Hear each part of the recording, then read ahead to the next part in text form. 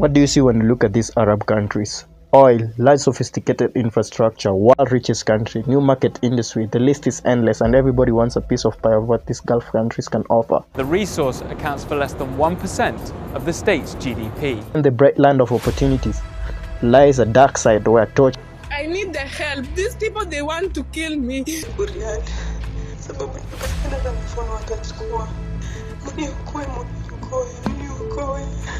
Death and even modern day slavery thrives.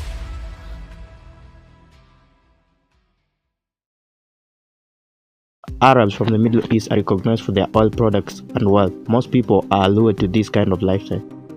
Just over 50 years ago, oil was discovered here in Dubai. It helped build this modern metropolis, but the resource accounts for less than 1% of the state's GDP. The city is now a global business hub and luxury tourist destination that boasts the world's tallest building and a police force that drives supercars. They hunt for these greener pastures to various forms. Some are investors, others go as workers. Everybody wants a piece of pie of what these Arab countries can offer, from the oil deals, new market industries, and human labor. This is where things turn from good to worse.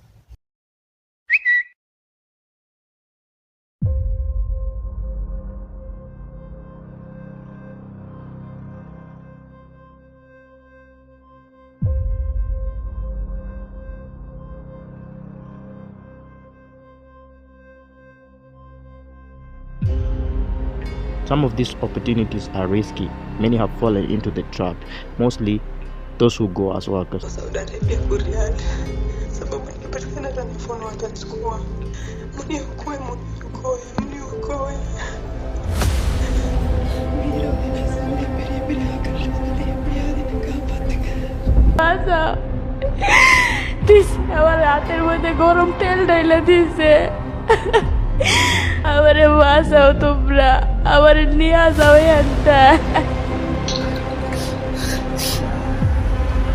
I need the help. These people, they want to kill me. You see the one, she's following me. Mama yake anataka kunipiga.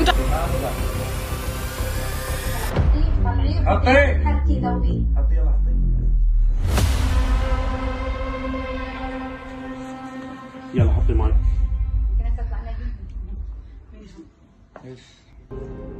يلا بقى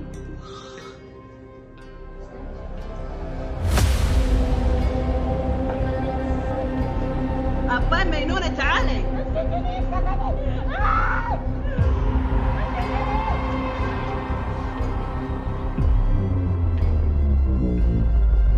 We need our ladies to know their contract, the one they signed at the point of training, not when they are leaving, when they're being issued with travel documents they are heading to Saudi. Because somebody says, me, I was told I'm going to Qatar, and now I'm here in Saudi Arabia. How can that happen if you had seen your contract before? Our daughters who are dying in Saudi and other places.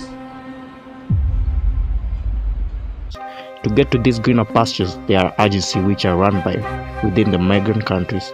These agencies are run by greedy oligarchs who don't care about the migrants. They are lured into this fake prosperity land by lucrative salaries. Some even offer free tickets, visa, and passport. Most of these jobs that these migrants applied as per their professional in their home country, that's not what they get when they get to these countries. They get to work as construction workers, house help, and security guards.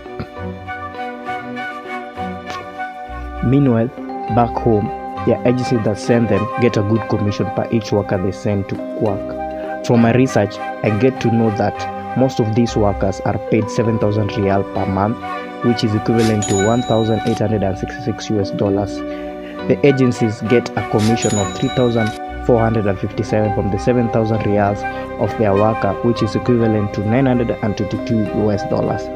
If the agencies get a profit of 922 US dollars a month per girl, and they're working with 100 girls, they get 92,200 US dollars per month. Now that's mind-boggling. Some of these agencies are being run by politicians because of the easy and lucrative cash of domestic migrant business. Other politicians use proxies or close relatives to hide their identities. But Waziri, what is your association with a company called Emerging Human Capital? I was involved in this company before. That is up to 5 years, and that company is no longer operational from 5 years ago.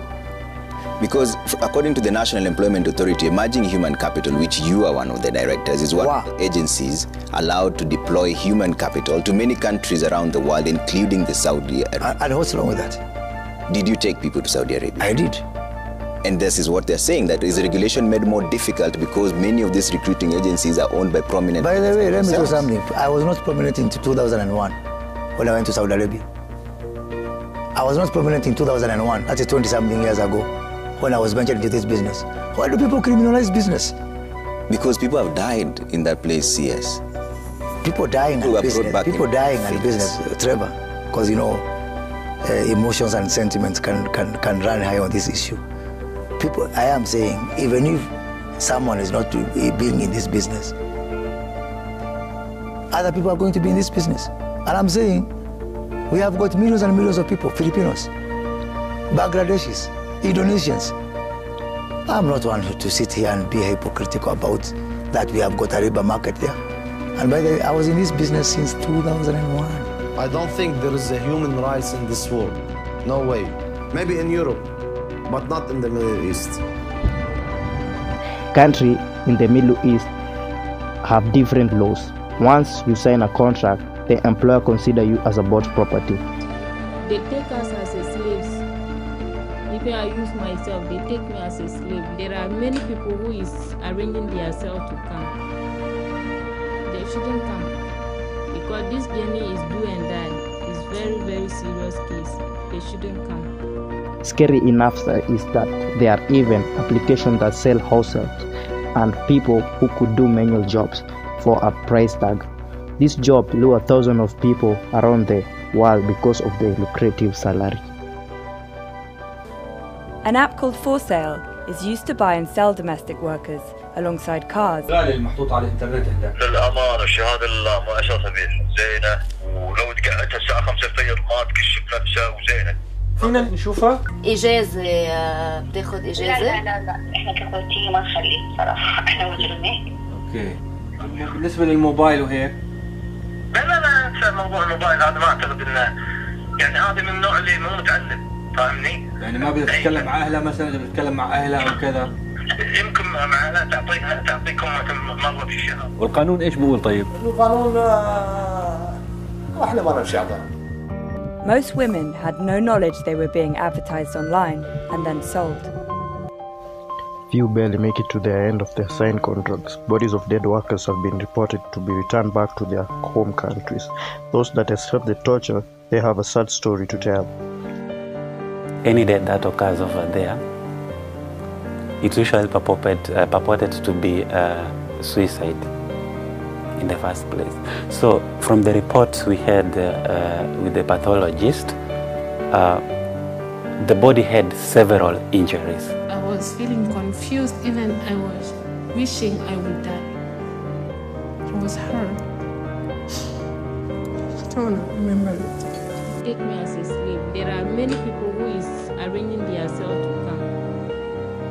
They shouldn't come. Because this journey is do and die.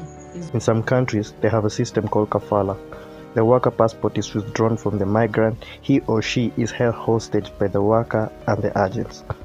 Their complaints of mistreatment mostly fall into deaf ears of agents. Our daughters who are dying in Saudi and other places, they are dying with the consent of their own government that is supposed to protect them. So the minister for our internal issues, the Minister for Labor, the Minister for Foreign Affairs, they must assist His Excellency the President by outlawing these rampant so-called employment agencies.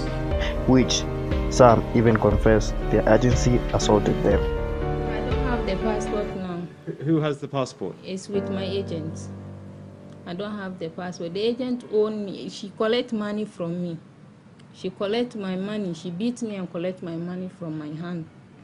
Before being desperate to chase a fallacy that you'll get a good work abroad that pays you a good salary, kindly use a good criteria and rights agency so that the government can have an info and be responsible that one of their citizens is working outside the country.